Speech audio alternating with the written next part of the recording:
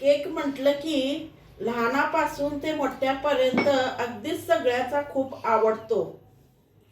तर आज आपण घरच्या घरी कढईमध्ये किंवा भांड्यामध्ये आपल्याजवळ जे मोठं भांडं असेल त्याच्यामध्ये मस्त असा रवा केक तयार करणार आहोत. तसंच असाल की केक कट करताना तुम्हाला दिसतच असेल की किती स्पंजी असा केक झालेला आहे. तर चला तर मग वेळ न घालवता रेसिपीला सुरुवात करूया.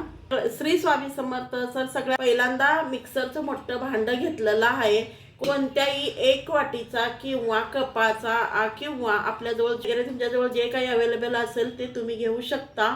तर सगळी जिन्नस तुम्हाला ह्याच मापाने मोजून घ्यायचे आहेत, म्हणजे मेजरमेंट आपल्याला माहीत होते, आपला केक बिघडणार नाही. तर सगळ्यात पहिले घेऊया ह्या वाटीने 2 वाट्या रवा. एक दुसरी वाटी मी घेतलेली आहे. ह्याच वाटीच्या मापानं मी 1 वाटी साखर घेतलेली आहे आणि अर्धी वाटी मिल्क पावडर म्हणजे दुधाची पावडर घेऊ किंवा डेअरी व्हाइटनर घेऊ शकता. तर मी घेतलेली आहे अर्धी वाटी. आपल्याच्या सामानामध्ये करायचं आहे त्यामुळे आपण इलायचीची पावडर वापरू शकतो.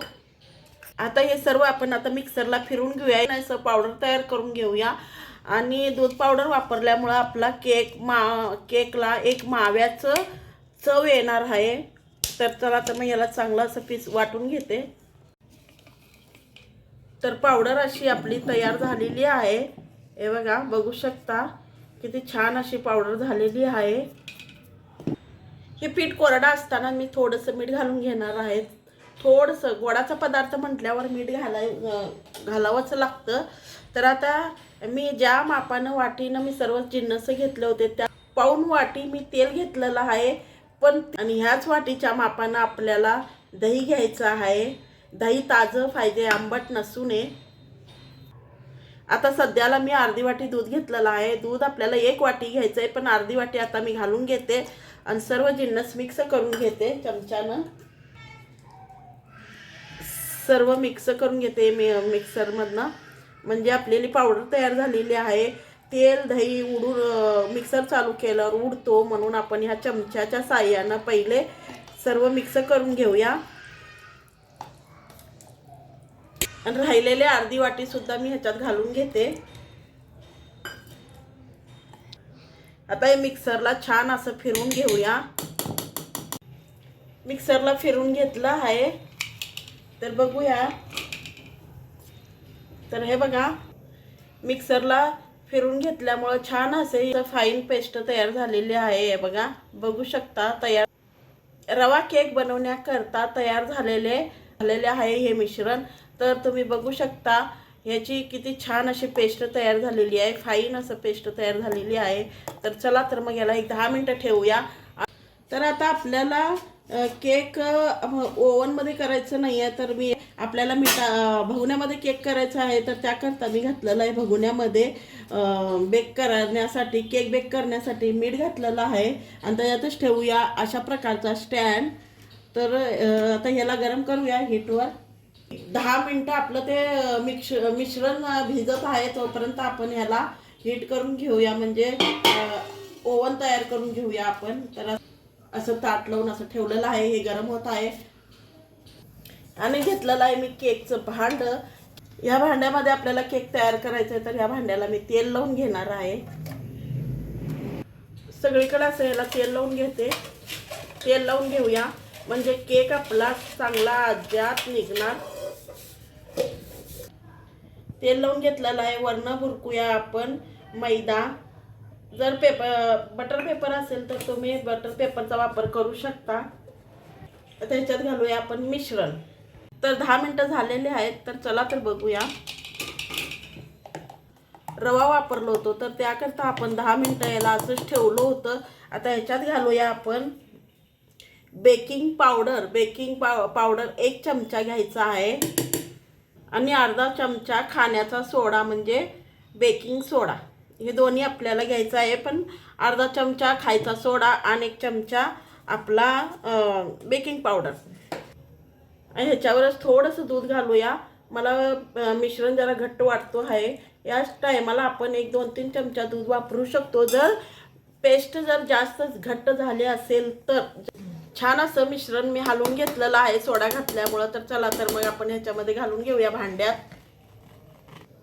तर हे बघा किती छान अशी पेस्ट तयार झालेली आहे. मी भांड्यात ओतून घेत आहे. याला छान असं टॅप करून घेऊया म्हणजे ह्याच्यातली हवा निघून जाईल आणि केक सुद्धा छान आपला होईल. तर ह्याच्यावर आपण आवडीनुसार आपले ड्रायफ्रूट घालू शकतो. तर मी असं वरनं घालून घेते.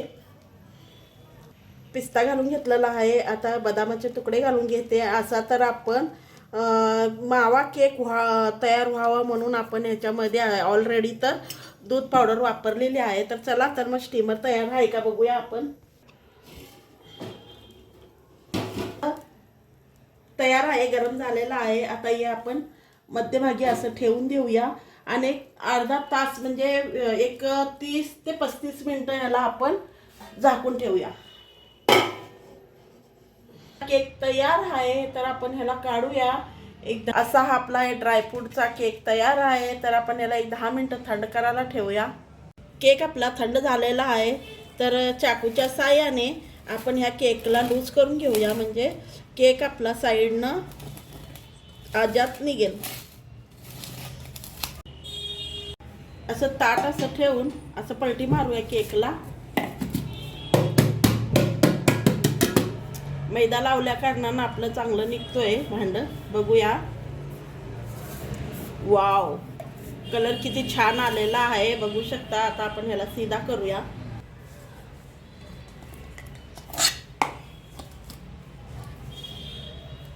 तर हा बघा आपला केक तयार आहे.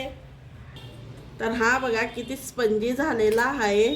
तर साईडनं सुद्धा बघू शकता जाळी छान सुटलेली आहे आपली आणि असं दाबलं चाललेलं आहे. तर छान असं